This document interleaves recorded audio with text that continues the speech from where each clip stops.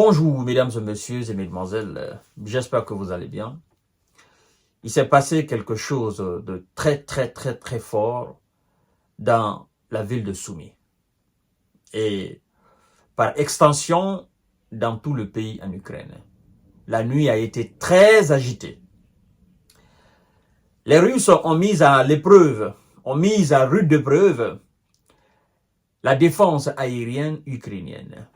Parce que ce qu'on nous informe là, non, c'est trop. C'est trop. Et dans une double frappe, d'ailleurs, cette catégorie de frappe, c'est très effrayante.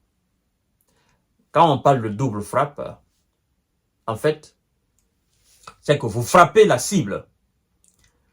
Vous bombardez une cible, vous mettez en intervalle entre le premier bombardement et le deuxième bombardement de la même cible. C'est ce qu'on appelle double frappe. Le premier, vous le faites et le temps passe un peu pendant que les gens, c'est pourquoi dans les conflits dans le monde entier, dans les conflits, en fait, les doubles frappes sont vraiment interdites. Vous comprenez? Mais puisque nous sommes dans une escalade, nous sommes dans une situation où tout ce qui est conventionnel n'est plus respecté, tout ce qui est institution, tout ce qui est loi établie pour les conflits mondiaux n'est plus respecté, parce que l'Ukraine fait aussi des frappes, et quand elle fait des frappes, qu'elle touche des cibles, n'est-ce pas, dans les territoires russes, ben, l'Ukraine est très contente, ça jubile. Les Occidentaux sont très contents, ça jubile. Et donc, quand la Russie procède aussi à des frappes, en représailles des frappes russes, en représailles des frappes ukrainiennes, je crois que ben, le côté des Russes aussi jubile. Moscou aussi jubile. En fait, nous sommes dans ce cynisme-là, au fait. C'est-à-dire, la situation d'aujourd'hui fait que tout est banalisé. Que ça soit sur le territoire ukrainien ou que ça soit en Russie, tout est banalisé, au fait. Tout ce qui était avant le lancement de l'opération spéciale militaire sacrée, en fait, tout est banalisé aujourd'hui. Vous voyez? Donc, mesdames et messieurs et mesdemoiselles, la nuit a été vraiment catastrophique pour les hommes de Zelensky. Catastrophique. Ouais. Et il y a plusieurs personnes qui ont été envoyées au repos éternel suite à ces frappes. Le bilan de la frappe sur Soumy est porté dorénavant à 8 personnes qui seraient envoyées au repos éternel. Et ça s'est passé effectivement, la nuit. Vous comprenez? La nuit. Alors, ces 8 ont été touchés dans une double frappe, n'est-ce pas, russe, visant un hôpital dans l'oblast de Soumy, nord-est de l'Ukraine. Donc, vous devez savoir, c'est à partir de cette région même de Soumy que toutes les exactions sont préparées contre le territoire russe. L'incursion qui a été lancée à partir de cette région même, de cette ville-là. Donc, toutes les tentatives de franchir les frontières russes sont faites à partir de cette ville-là. Vous comprenez? Tous les crimes commis sur le territoire russe, en tout cas de cette région, sont faits, sont préparés, sont tracés. Tout est tracé à partir de cette ville-là. Et donc, la Russie ne pardonnera pas cette ville. La Russie ne s'arrêtera pas en tant que cette ville ne sera pas complètement conquise. Ça, il faut que ça soit clair dans la tête des dirigeants ukrainiens, mais aussi dans la tête de leurs supplétifs.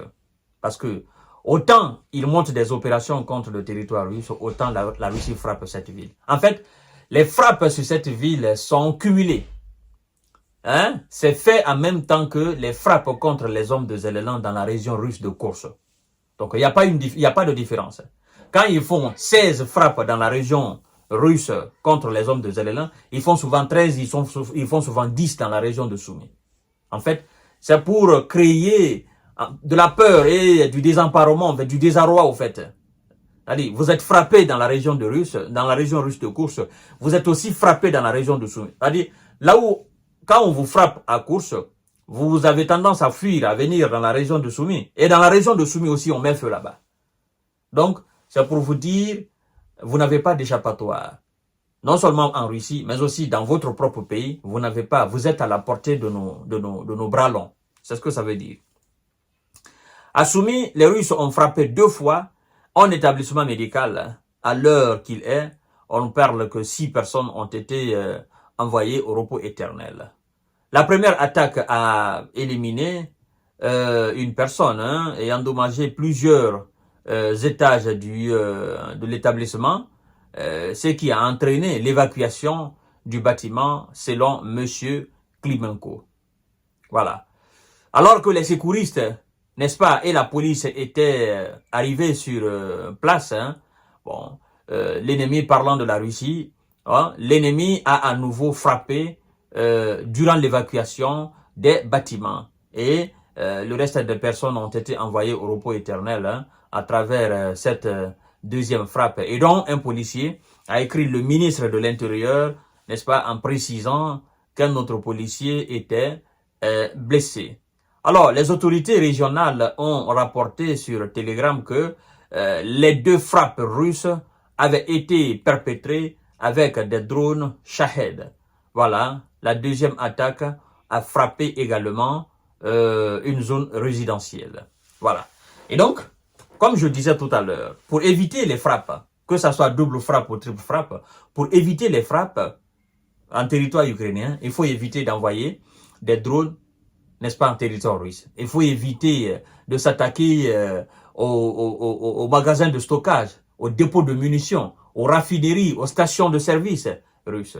Sinon, autant vous le faites, autant la Russie va déployer des moyens contre ces différentes régions-là. C'est dommage que ça soit ainsi, parce que dans les conditions normales, M. Zelensky était censé avoir un résultat par rapport à ces attaques. Mais au lieu qu'il ne fasse ces attaques contre les Russes qui sont dans son propre pays en Ukraine, lui ne fait pas cela.